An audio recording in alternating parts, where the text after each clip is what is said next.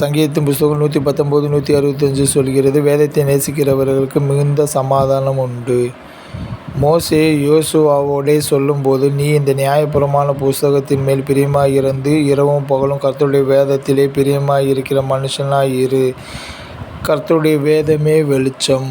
கர்த்தர் தம்முடைய வார்த்தைகளுக்கு மரியாதை கொடுத்து மனிதர்களை ஆசீர்வதிக்கிறார். நம்முடைய பாவ செயல்களை அவர் பார்க்காமல், தேவன் உன்னை ஆசீர்வதிக்கவே ஆசீர்வதிப்பேன், பெருகவே பெருக பண்ணுவேன், நீ ஆசீர்வாதமாய் இருப்பாய் என்று தாம் சொன்ன வார்த்தையின் அடிப்படையிலேயே மனிதனை ஆசீர்வதிக்கிறார். ஆதியிலே வார்த்தை இருந்தது, அந்த வார்த்தை தேவனிடத்தில் இருந்தது, அந்த வார்த்தை தேவனாய் இருந்தது. அந்த வார்த்தை மாமிசமாகி நம்மோடு வாசம் பண்ணின இயேசுவாய் வந்தார்.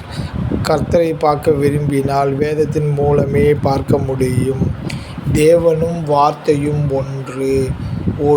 தேவன் இந்த உலகத்தில் வாழ்ந்தபோது ஒரு எழுத்தாகிலும் எழுத்தின் உறுப்பாகிலும் தேவனுடைய வார்த்தைகளில் ஒன்றும் சேதமடையாது, வானமும் பூமியும் ஒழிந்து போகும் என்று தம்முடைய வார்த்தையை உயர்த்தி கூறினார்.